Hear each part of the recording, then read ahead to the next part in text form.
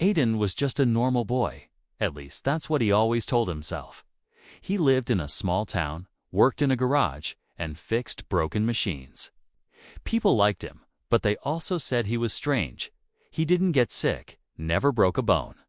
And once he lifted an entire motorbike by himself. He laughed it off. Said it was adrenaline, but deep down he knew he was different. His dreams were the worst part. Almost every night, Aiden saw stars he didn't recognize. He heard voices whispering his name in a language no human had ever spoken. Sometimes, he would wake up with blood on his shirt and no wounds. Sometimes his eyes would glow in the dark before fading back to normal. He never told anyone who would believe him anyway. One rainy evening, something strange happened. Aiden was walking home from work when he heard a loud crash nearby. A little girl had run onto the road, chasing her dog, and a speeding car hit the brakes too late. The girl was trapped under the bumper. Crying for help, without thinking, Aiden rushed forward. His hands moved on their own. In seconds, he lifted the front of the car with one hand and pulled the girl out with the other. The driver stared in shock, and a crowd began to form. But Aiden didn't stay. He dropped the car gently and ran, heart pounding, later that night. The news reported a miracle. The girl had no injuries. Witnesses described a tall young man with impossible strength. Aiden stayed in his room, staring at his shaking hands. "I'm not normal," he whispered. "But what am I?" That night, while he slept, a strange shape moved above Earth. Silent satellite, not human-made, adjusted its focus.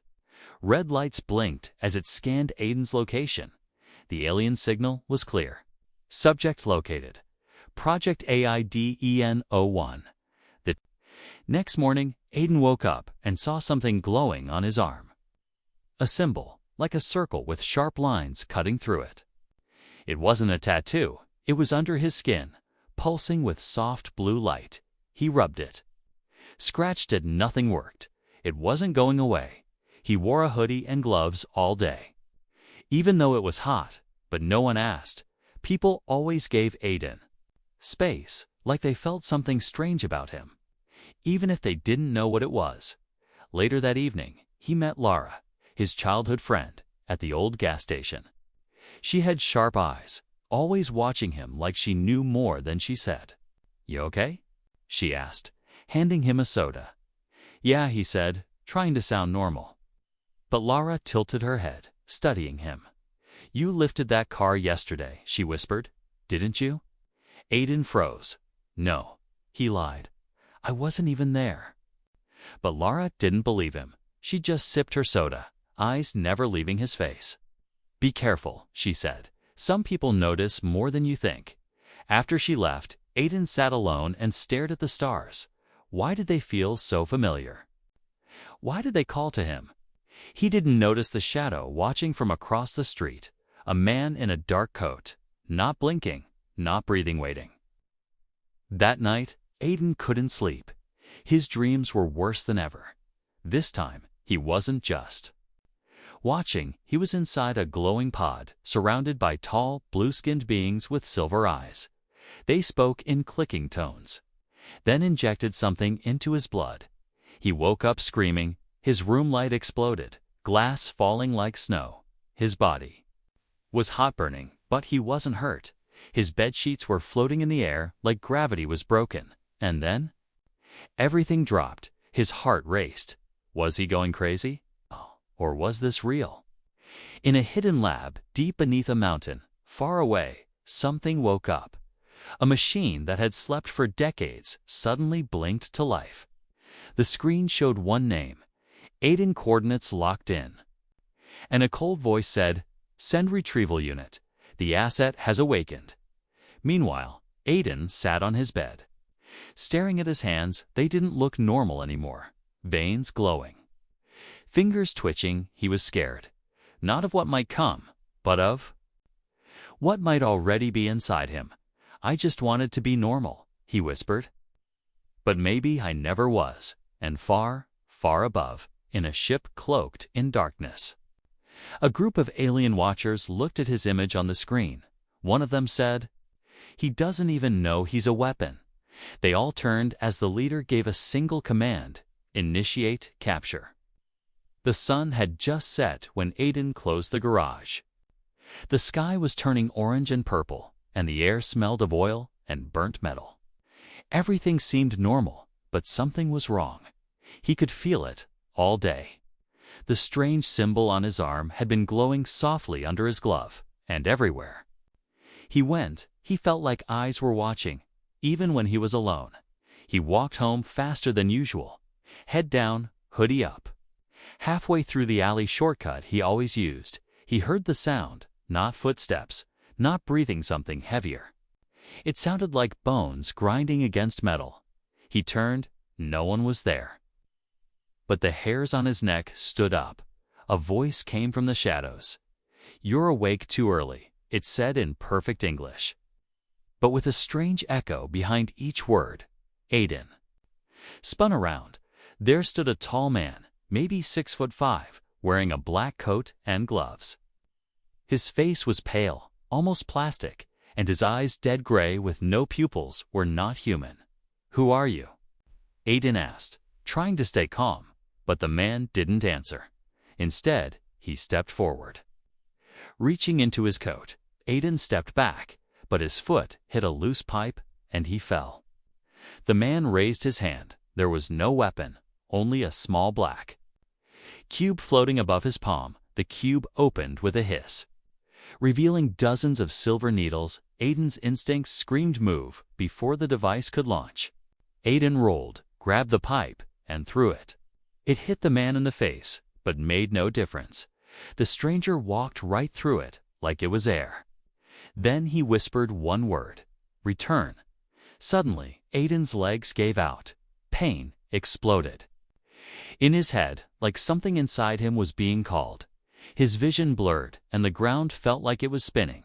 He dropped to his knees, gasping. The man smiled for the first time. "You're still bound to the core code," he said. "That means I can still bring you in." But something inside Aiden snapped. A sudden surge of heat ran through his chest and arms. The glowing mark on his arm lit up so bright it burned through the fabric. Aiden screamed, but not in pain this time. It felt like something powerful was waking up. With a roar, he stood and punched the air. A wave of force blasted out from his body, throwing the man across the alley into the wall. The man stood up slowly, half his face now melted, revealing metal beneath. "You've developed faster than expected," he said, coldly, "but you're not ready yet." He stepped forward again.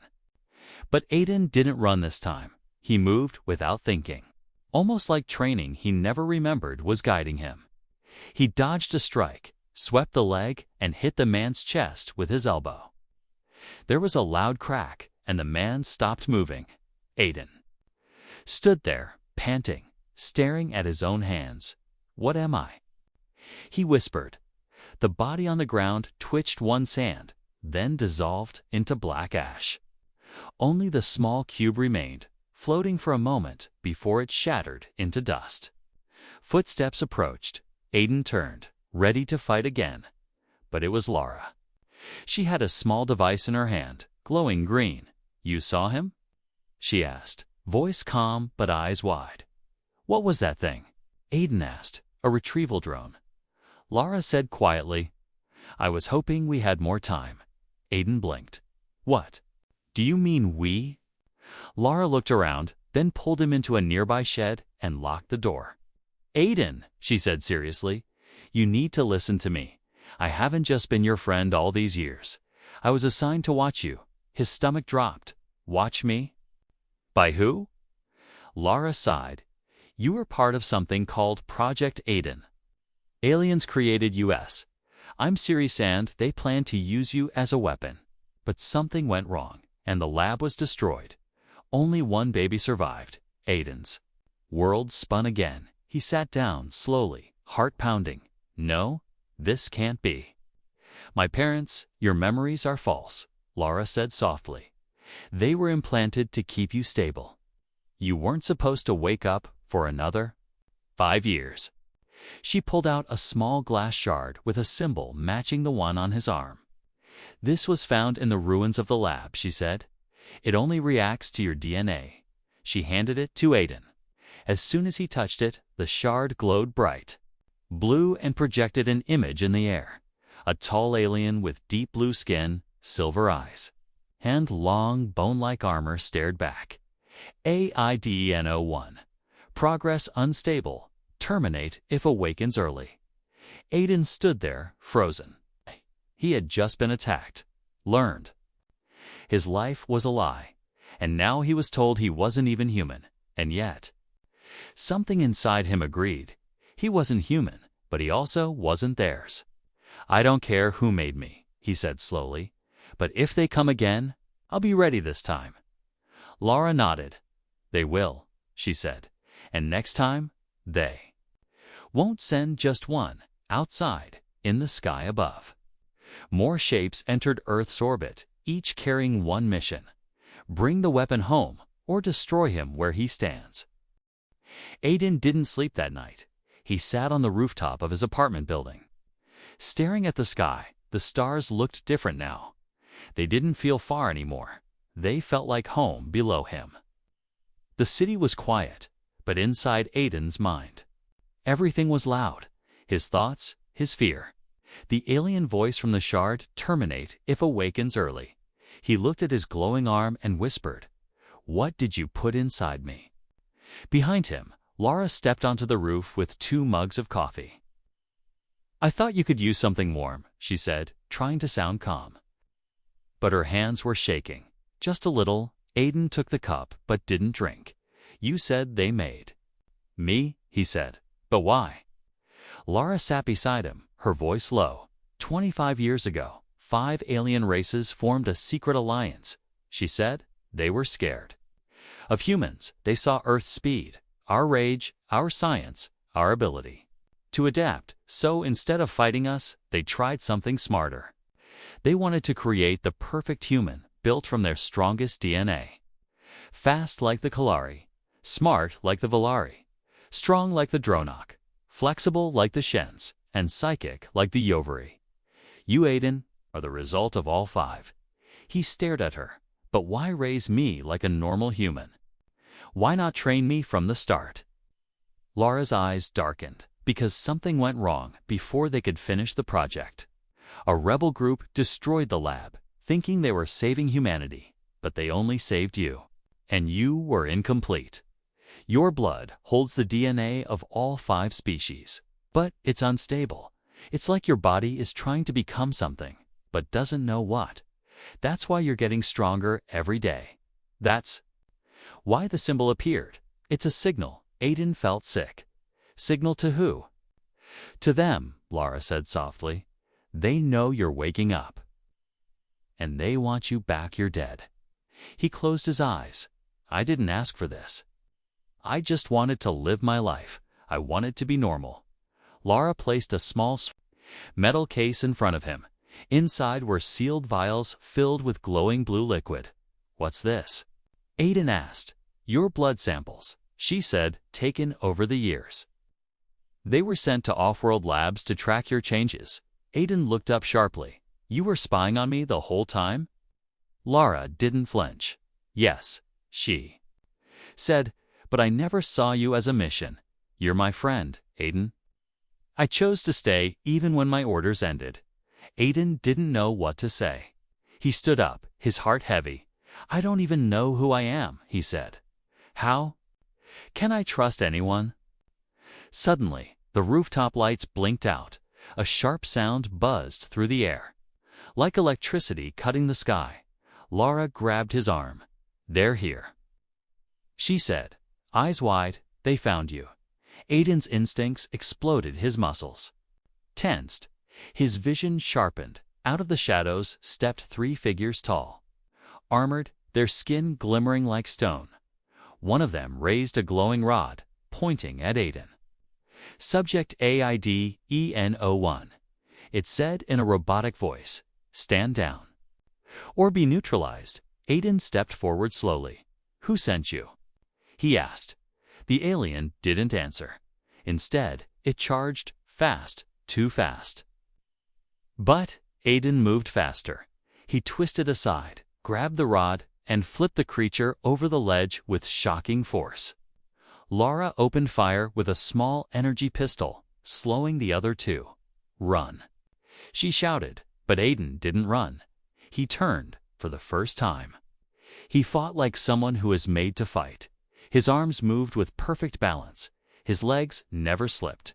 Every move felt natural. Like his body remembered something, his mind didn't. He took down both attackers with brutal precision, but one of them whispered as it fell, "He's not stable. He will destroy everything." Aiden dropped to his knees, breathing hard. Lara rushed to him. "Are you hurt?" "No," he said, looking at his glowing arms. "But they're right. I don't feel human anymore." Lara touched his shoulder. "You're more than they planned, Aiden," she said. "They made you a weapon, but you still have a choice." The rooftop was a mess of sparks and silence. Aiden looked up at the stars again, but this time with fire in his eyes. "I want to know the truth," he said. "I want to know everything." Lara nodded. "Then we need to go somewhere no one else will follow us, somewhere hidden from both humans and aliens." Aiden raised an eyebrow. "Where?" Lara stared into the distance. "There's an old alien research site in the desert," she said. "Buried for years. And it has answers you're not ready for. Far above, in orbit. A cloaked alien ship recorded everything." The captain turned to his crew. "The weapon is waking up," he said, "but he's still unstable. We must begin phase 2. The desert stretched out like an endless sea. Hot winds blew across the dry sand, and the sun burned high in the sky." Aiden stepped out of the old van, sweat on his forehead, heart heavy in his chest. Beside him, Lara pulled out a scanner, its screen flashing with symbols that weren't from Earth. "This is the place," she said, "buried deep underground. This used to be one of the alien labs where you were designed." Aiden stared at the cracked stone before them. To any human, it looked like an ordinary rock formation. But to the scanner, it was a door. Lara pressed her hand against a small flat surface on the wall. The rock shimmered and vanished like smoke, revealing a narrow passage below. "I've only been here once before," she said, "and even then, they warned me not to go deep." They stepped inside. The light from Lara's wrist device glowing blue. The air was cold, metallic, and full of energy. Aiden's mark on his arm began to glow brighter with each step.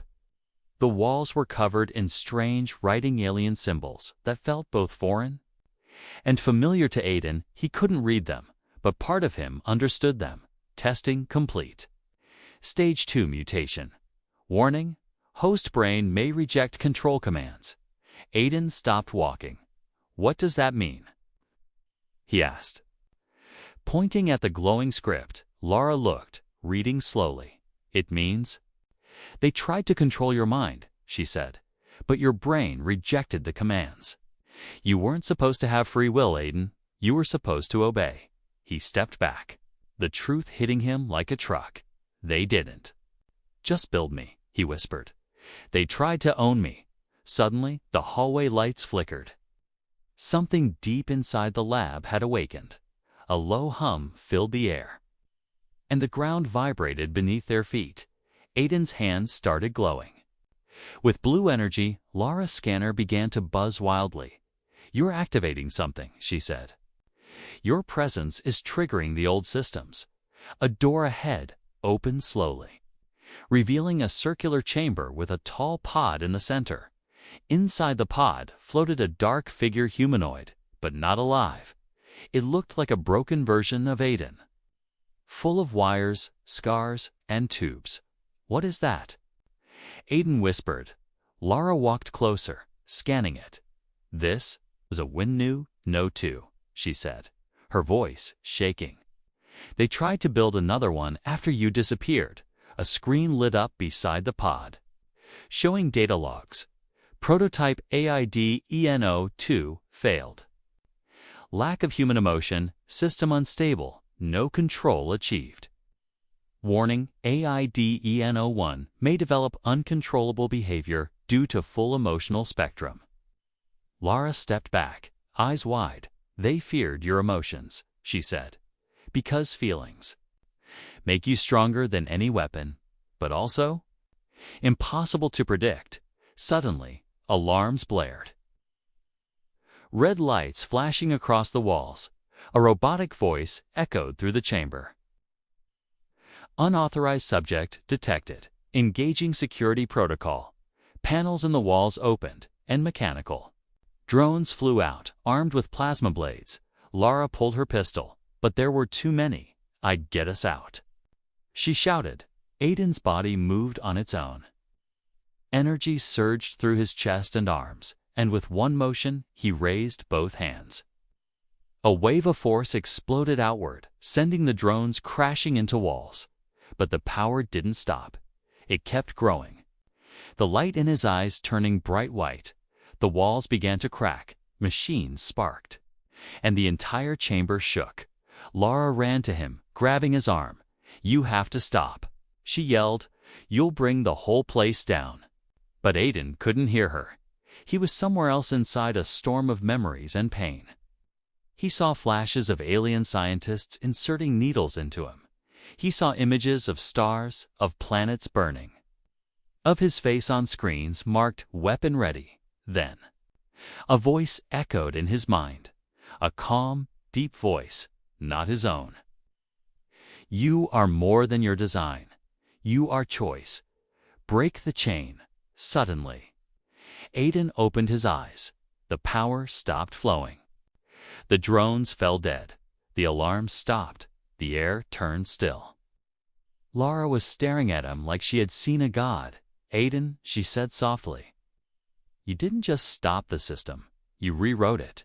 He blinked, confused. "What do you mean?" Lara showed him her scanner screen had changed. Where once was alien code, now there were human letters. Control released. Free protocol active. You're not their weapon anymore. Lara said, "You just became your own." Aiden stood in silence. For the first time, he felt in control, not just of his power, but of who he was becoming. He looked at the broken pod of Aridano-2 and said quietly, "I won't end up like you. I won't be their monster." Outside, far beyond Earth, the Alien Council watched the event from their hidden ship. One of them slammed his fist on the table. "He's rewriting our code. He's becoming something else." Another voice spoke calmly. "Then it's time. Release the Prime Hunter back on Earth." Aiden and Lara stepped out of the lab. The sun now low on the horizon. The desert was quiet. But war was coming, and this time the weapon would fight for himself. The wind howled across the desert, carrying sand into the fading light. Aiden stood silent on the hill, watching the sky darken, but in his mind, a storm had already begun. He had just destroyed the last traces of the lab that made him. But the truth still burned inside him. He had been designed, built, and tested like a machine. And now the ones who created him were coming back. Lara walked up beside him, holding a small device in her hand. "There's been chatter in the outer systems," she said. "An elite assassin, something they call the Prime Hunter, has been released." Aiden's jaw tightened. "Let him come," he said coldly. "If they want their weapon back, they'll have to take it from me." Meanwhile, far above Earth, inside a black alien warship shaped like a dagger, the Prime Hunter awoke. He was tall, almost 7 feet, with silver armor fused into his skin. His eyes glowed red, and his brain was wired directly to a command network. Unlike the others, he wasn't sent to capture Aiden. He was sent to eliminate him. A command echoed in his mind. AIDEN-01 is corrupted, emotionally unstable, and too powerful. Terminate on sight. Back on Earth, Aiden and Lara returned to their hideout, hidden safe house beneath a scrapyard. Inside, old tech hummed and buzzed. Screens showed alien languages, and a map of Earth glowed on the wall. Lara was working fast, typing codes and decrypting hidden messages. "I found something," she said, spinning the screen toward him. "There's a secret vault under Europa Station orbiting Jupiter. It holds every file on Project Aiden, including how to stabilize your DNA." Aiden narrowed his eyes. "If we can get to that data, maybe we can stop this before it's too late." Lara nodded. "But they'll be expecting us." Aiden looked at his arm. The glowing mark now pulsed steadily. "Not a warning this time, but a challenge. They think I'm still theirs," he said. "Then let's show them I'm not." They left Earth in a stolen ship, a small stealth craft hidden years ago by rebels. The journey to Jupiter took 2 days, but for Aiden, it felt like a lifetime. Each hour he felt his strength growing, but so did his emotions, flashes of anger, sadness, hope, even love. The human part of him was winning, and that made him dangerous in ways the aliens had never planned. When they arrived near Europa Station, the place looked abandoned. Floating quietly in space, no lights, no defense systems active, but Aiden didn't trust it. "Too quiet," he muttered as they docked. A strange silence greeted them. The halls were dark, filled with dust and old machines, but as they moved deeper, something changed. Aiden's head began to throb like pressure building in his skull. Then a voice echoed from every direction, "You are not supposed to exist." The Prime Hunter stepped out of the shadows, taller than Aiden, faster than Lara could track. His metal arms clicked as he flexed his claws. "You were a mistake," the hunter growled. "I will correct it." Without warning, he charged. Aiden blocked the first strike, but the force sent him crashing into a wall. The Prime Hunter was strong, maybe even stronger than Aiden blades. Extended from his arms, energy crackling along the edges, Lara fired her pistol. But the shots bounced off the hunter's armor. He turned to strike her. Aiden tackled him just in time, slamming him through the floor. They landed in the vault chamber, the cold light of alien files glowing all around them. The two clashed fist to fist, mind to mind. The station shook as walls cracked and power systems failed. "You feel emotions," the hunter hissed. "That makes you weak." But Aiden grinned through the blood on his lip. "No," he growled. "That makes me human." With one last push, Aiden unleashed a blast of energy from his chest. Not just force but memory, feeling, pain, will. It struck the hunter full on, short-circuiting his neural links. The Prime Hunter fell to his knees, sparks flying from his eyes. Before he shut down completely, he whispered, "You chose this." Aiden stood over him, breathing heavy. "I did," he said. "And I'll keep choosing my own path." Lara ran into the vault and started copying the files. One document showed a line in bold alien letters. She translated quickly. Project Aiden was never meant to end. Backup clones stored in deep cryo. Her hands trembled. "Aiden," she said, "there are more like you." They kept samples. "They're planning to restart everything." Aiden looked at the dead Prime Hunter. Then, at the screen, his voice was cold. "Then we stopped them all." But in the shadows of space, another ship received the alert. Prime Hunter, offline. Subject AIDEN-01. Rogue and fully active, activate Protocol Omega. A new kind of threat was coming. Not just hunters this time, but something far worse. Data scrawled in strange patterns code that was not meant for human eyes. Aiden stood quietly behind her, his arms crossed, eyes fixed on the line that repeated over and over. Protocol Omega activated. Target AIDEN-01. They know. Defeated their hunter, he said. They're not sending soldiers this time. Lara turned, her face pale. "No," she replied. "They're sending the next phase." She tapped into a restricted section of the data logs. It opened a hologram of a dark chamber on a distant moon. Inside floated a new kind of creature, larger. Faster, part machine, part something else. Its heartbeat shook the walls around it. "This," Lara said, "is what they call Omega, not a soldier," she whispered. "But a living extinction event." Aiden clenched his fists. "And they're sending it for me." He stepped away from the screen and looked down at his hands. "They always wanted a weapon," he said. "But now I have to become one on my terms." Back aboard their stealth ship, Aiden sat alone in the medbay. A small device floated before him, a genetic key pulled from the vault. The key contained everything. The full blueprint of his DNA, locked protocols, hidden abilities. Lara walked in with a warning in her eyes. "If you activate it, Aiden." "There's no turning back." "I know," he said. "But I can't run anymore. They'll keep hunting me. Keep trying to control me. I have to finish what they started, but I'll do it as me, not as their puppet." He placed the key into a port on his arm. Immediately, his body tensed. His blood lit up with blue light, flowing like rivers under his skin. He screamed, not in pain, but in power. Memories that weren't his rushed into his mind-training simulations, alien commands, the cold metal walls of the lab. And then silence. His heartbeat slowed and a deep calm took over. Lara stared at him, her mouth slightly open. "Aiden," she whispered, "your eyes. They're glowing like stars." Aiden opened his hands slowly. Energy floated between his fingers. He was no longer just reacting. He understood now. He could control gravity in a 10-meter radius. He could slow time around moving objects. He could heal wounds with focused thought. He looked at Lara and smiled.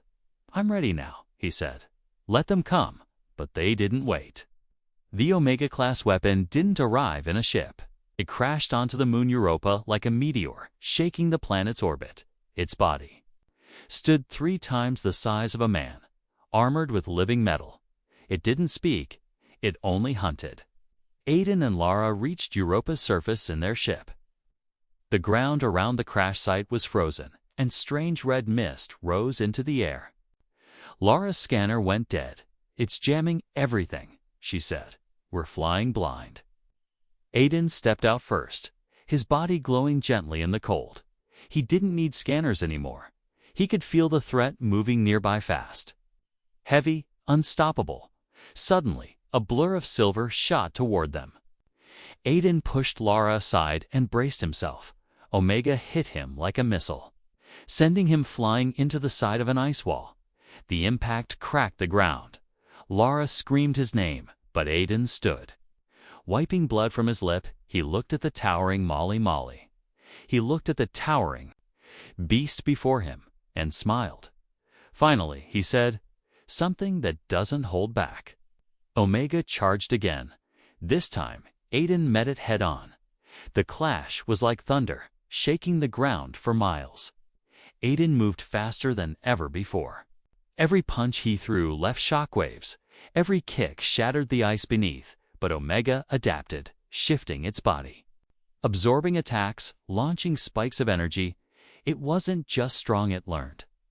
Lara tried to help, firing from above, using alien weapons from the vault. But Omega's body absorbed the shots, reflecting energy like mirrors. Aiden knew it. This wasn't a fight he could win with power alone. He needed to outthink it. To use what made him different, not his strength, but his humanity. He let Omega hit him once more, flying backward into the frozen canyon as the beast followed. Aiden triggered the gravity field around them. Time slowed, just for a few seconds, but it was enough.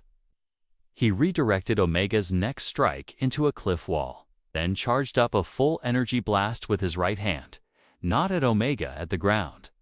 The blast shattered the ice beneath, sending them both falling into a massive pit of freezing water.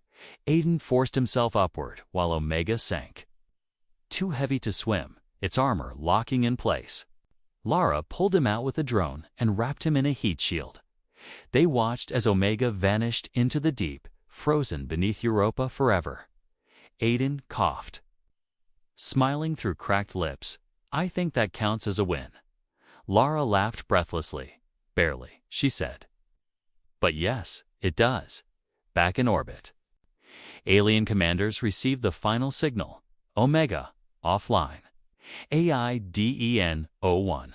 Evolved beyond projection emergency protocol. Lockdown of Earth's sector failed. One alien leader, cloaked in gold, whispered to the others, if the weapon can't be destroyed, we must convince it to join us. But Aiden had already chosen, and his path was not theirs anymore. He stood on the frozen moon, staring at Earth in the distance. He wasn't running, he wasn't hiding. He was becoming more than what they ever imagined. He was free. The stars above Europa looked peaceful, but Aiden knew peace was only temporary. His fight with Omega had ended, but the war behind it had only just begun. He sat on the hull of their ship, watching Earth shine like a blue marble in the distance. Lara sat beside him, her hands wrapped around a hot drink. "You're different now," she said softly. "Even your heartbeat sounds." Controlled, Aiden nodded slowly. "I can feel everything," he said.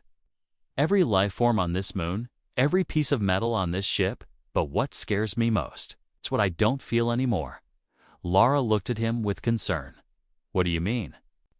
"I don't feel the fear," Aiden whispered. "Not for myself. Not even when Omega nearly killed me. I think they broke something in me when they made me this way." Lara was silent for a moment, then she reached out and gently touched his arm. "You're still human, Aiden," she said. "You still chose to protect me. You still saved Earth. They didn't build that part into you." Aiden looked down at her hand, then smiled faintly. "I guess that part is mine alone."